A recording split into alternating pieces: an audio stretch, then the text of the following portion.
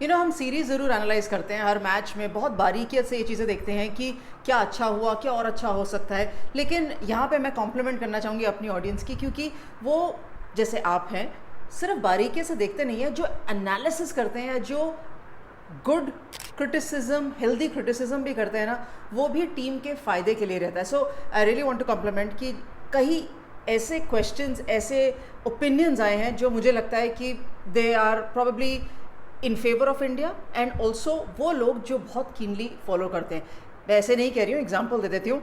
Specially कुनसिन की बात कर रही हूँ, क्योंकि this series will do a world of good for both चरनी एंड क्रांति गाउड। अब ये छोटी सी बात है, लेकिन ये छोटी सी बात देखने के लिए, कहने के लिए बहुत बड़ी है, क्योंकि जिसने फॉलो नहीं किया होगा ना इंटेंटली और अच्छे नेचर से उसको फीडबैक देने के लिए, वो ये बात नहीं कह पाता।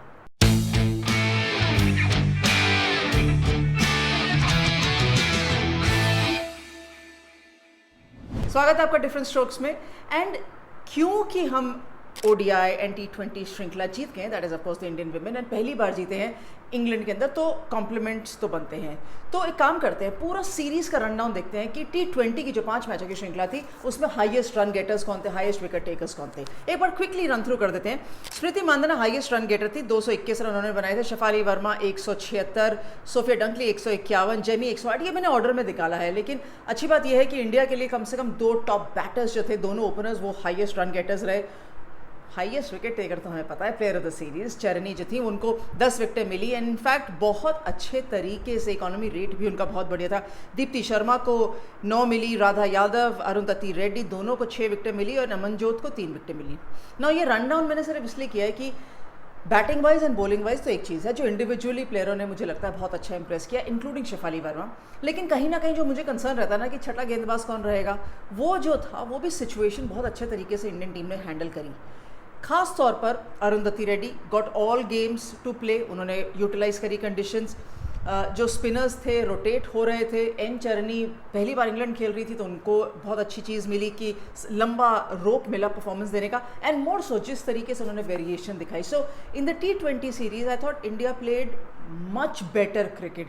स्पेशली वो जो पहला मैच था, ऑफकोर्स स्मृति ने सिंगल हैंडेडली जिता दिया था सेंचुरी करके, लेकिन दूसरे मैच में जो जेमी और अमनजोत की पार्टनरशिप हुई थी, फिर पहले मैच में ऑफकोर्स हरलीन ने ही बहुत अच्छा खेला था, सेकंड मैच में जैसे इंडिया निकल कर आई, फिर चौथे मैच में राधा यादव का एक बहुत बढ़िया स्पेल भी देखने को मिला था। सो ये छोटी छोटी चीज़ें T20 श्रृंखला में भारतीय टीम को एक बहुत अच्छा पेडेस्टल दे कर चली गई है ये सीरीज़। अब बात करते हैं ओडीआई सीरीज़ की। तो ओडीआई सीरीज़ में स्टैंड आउट परफॉर्मेंस क्या रहे?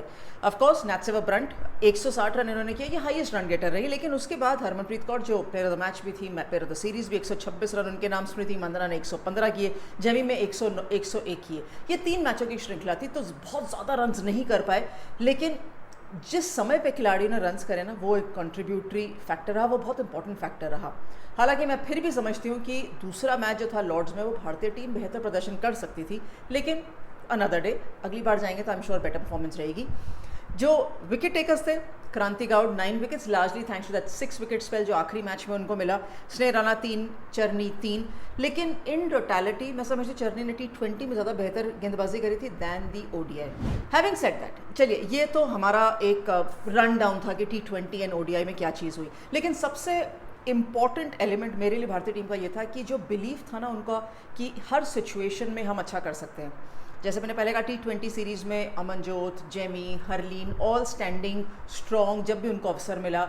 ऑफकोर्स स्मृति मांधाना ने 100 किया था, लेकिन मैं इन 3 पहले खिलाड़ियों का नाम इसलिए लिया था क्योंकि जेमी का बैटिंग ऑर्डर बदलता रहता है, और अमनजोत कौर कम खेली हैं, बहुत ज़्यादा इंटरनेशनल क्रिकेट एक्सपीरियंस नहीं है, so she is coming into the elements, पहला टूर है इंग्लैंड का।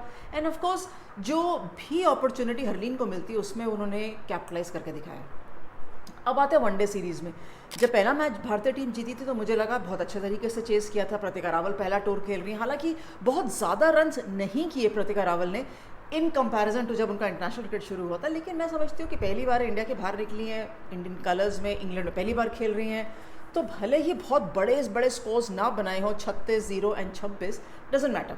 मैं बहुत ज़्यादा वरीड नहीं होंगी, इनको मैं एक लंबा रोप देना चाहूँगी, और मैं समय भी दूंगी कि आप अपने इन छोटे मोटे एक्सपोजर्स या एक्सपीरियंसेस से सीखिए और बहुत जल्दी सीखिए, क्योंकि विश्व कप इंडिया के अंदर ही है। Standard performers through the series for me have been Harleen Deol, Amanjot Kaur and Jemi. जैसे मैं पहले इनके आंकड़े बता चुकी हूँ, कंट्रीब्यूशन बता चुकी हूँ, मुझे लगता है कि ये सबसे ब्राइटेस्ट स्पॉट रहे हैं। एंड ये तीनों के नाम इसलिए भी ले रही हूँ क्योंकि मुझे लगता है कि ये सर्टेनिटी रहेंगे विश्व कप के लिए, और रहने भी चाहिए, क्योंकि ये कोर फॉर्म करते हैं। टॉप ऑर्डर, मिडिल ऑर्डर, कहीं भी खिला लीजिए, ये वो कोर फॉर्म करते हैं विश्व कप के लिए। एंड स्पेशली अमनजोत कौर, क्योंकि वो ऑलराउंडर एबिलिटीज़ के साथ खेलती हैं। बहुत बढ़िया सवाल भी आए हैं। इनफैक्ट एक अमनजोत कौर का सवाल आया है, लेकिन मैं उस पर बाद में आती हूँ। सबसे पहला सवाल लूँगी ना, एंड कॉम्प्लीमेंट करूँगी यहाँ पर किरी को, किरी 2 को। इनफैक्ट इन्होंने इतने बढ़िया पॉइंट्स लिखे हैं, लंबा सा क्वेश्चन पूछा है इन्होंने स्मृति के बारे में, Harleen, Shafali, Amanjot, India batting, bowling, fielding, सबके बारे में सवाल पूछा है। मैं समझती हूँ कि बहुत अच्छा एनालिसिस है, क्योंकि Indian team is much better in terms of batting. जो पहले करते थे अब कर रहे हैं। फील्डिंग कंसिस्टेंट आना बहुत ज़रूरी है। एंड स्मृति मांदना के लिए भी आपने बोला है consistency is essential. So yes, जितने भी अपने पॉइंट्स रेज कर रहे हैं ना, वो आर एब्सोल्युटली वैलिड। एंड मुझे लगता है that Indian team is definitely working towards each and every point that you have actually raised here. Cyrex का सवाल है कि हरलीन will improve, और या opinion है कि Harleen will improve her strike rate and given the experience that she'll get. Absolutely right. देखिए number 3 पर खेलती हैं। जब वो वापस इंडियन टीम में आई थी चोटिल होने के बाद, तो इंजरी से भी निकल कर आई थी। T20 में बहुत अच्छा प्रदर्शन किया था, लेकिन आई सीधा ODI में, आते ही शतक भी लगाया। सीरीज़ दोनों अच्छी गई थी इनकी, आयरलैंड एंड वेस्ट इंडीज़ की। मैं मानती हूँ इतनी स्ट्रॉन्ग बॉलिंग लाइनअप नहीं है दोनों टीम्स का, लेकिन एज अ बैटर जो कमबैक कर रहा होता है ना इंडिया के लिए, तो वो पहले अपने आप के साथ बैटल कर रहा होता है कि मैंने अच्छा परफॉर्म करना है। उसके बाद ऑपोजिशन की तरफ देखता है कि उसने कौन से कलर के कपड़े पहने हैं, क्या वो ऑस्ट्रेलिया से है या वेस्ट इंडीज से, आयरलैंड से, वो बाद में आता है। सो यहाँ मैं कॉम्प्लीमेंट करूँगी हरलीन को कि उन्होंने जितनी भी अपॉर्चुनिटीज़ मिली हैं उन्होंने बहुत अच्छे तरीके से लिए। And absolutely agree with you that जितना खेलती जाएंगी उतना और ज़्यादा इंप्रूव करती जाएंगी। प्रज्ञा का सवाल है, she is complimenting the Indian team everyone including Harman for performances. And Kranti Goud का जो स्पेल है, जो 6 विकेटों का है, उसको भी कॉम्प्लीमेंट कर रही है। कितनी बड़ी बात है ना फॉर क्रांति गाउड। पहली बार इंग्लैंड खेलने गई हैं, 6 विकेटें अंतिम मैच में। भले ही इंडियन टीम एक ऐसी स्थिति में थी जहाँ थोड़ा सा लीन कर रहा था मैच उनके फेवर में, लेकिन 6 विकेटें एक बहुत यादगार स्पेल है। जब तक इसको वो बेटर नहीं करती ना, तब तक ये स्पेल उनके मेमोरी में एच्ड रहना चाहिए और बहुत अच्छी तरीके से रहना चाहिए। मेघला सक्सेना के 2 सवाल हैं कि इन माई अंडरस्टैंडिंग नंबर 3 इंडिया का ODI एंड T20 खिलाड़ी कौन होना चाहिए। देखिए नंबर 3 जो है ना ODI में Harleen Deol, and number 3 T20 मुझे लगता है जमीमा रॉड्रिक्स को वो स्थान दे दिया गया है कि आप ही जाइए नंबर 3 पर खेलने के लिए। स्थिति इसी तरीके से चलेगी। Harmanpreet Kaur, although I would like her to come at 3, but मुझे लगता है she prefers to bat at 4। So अब किसी को तो खिलाना है तो जमीमा रॉड्रिक्स, और अगर कुछ और अपॉर्चुनिटी देनी होगी तो मुझे लगता है आगे चलते चलते कहीं ना कहीं कोई ना कोई विकेट कीपर बिटवीन यस्तिका और ऋचा घोष, अगर अपॉर्चुनिटी मिली तो उनको भी दी जा सकती है। मेघना का एक और सवाल है कि which player has actually surprise me. To be fair मेघना, nobody surprise me, but I am very impressed by the growth of individual players and their performances. जैसे मैंने पूरा अभी तक बोलती आई हूँ कि जो साझेदारी इंडियन टीम ने बनाई, चाहे वो T20 में थी, चाहे वो वनडे में थी, जो बिलीफ दिखाया बॉलर्स ने, चाहे वो क्रांति गाउड थी, चरनी थी, या स्नेह राणा थी, या इवन दीप्ति शर्मा की कंसिस्टेंट परफॉर्मेंस थी, तो मैं बड़ी इम्प्रेस्ड हूँ और मैं बड़ी खुश हूँ कि जिस तरीके से टीम ने वो दम दिखाया कि even against England, in England, doesn't matter what the situation is, but हम उनको बहुत अच्छी फाइट देंगे, टक्कर देंगे एंड पीछे का स्टेप नहीं लेंगे। स्कार हेड का सवाल है कि what are the positives that can be taken forward for the Australia tour and world cup. I think the very fact कि इंडियन टीम इंग्लैंड में जीती है, दम खम से खेली है और बिलीफ के साथ जीती है, ये सबसे बड़ा पॉजिटिव है मेरे लिए।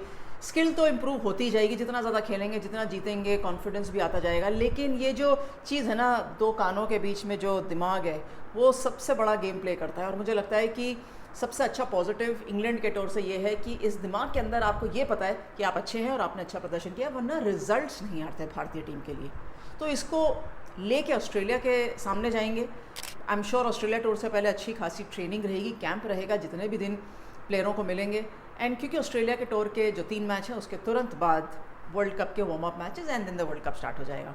बहुत लंबा वर्ल्ड कप है और बहुत समय भी मिलेगा प्लेयरों को, अगर कोई आउट ऑफ फॉर्म है तो वापस फॉर्म में आने का बहुत समय है। वर्ल्ड कप से पहले भी बहुत सारी क्रिकेट रहेगी, तो आप अपने सवाल और भेज सकते हैं, आप अपने ओपिनियंस और भेज सकते हैं, बिकॉज आप और हम तो यहीं मिलेंगे ना।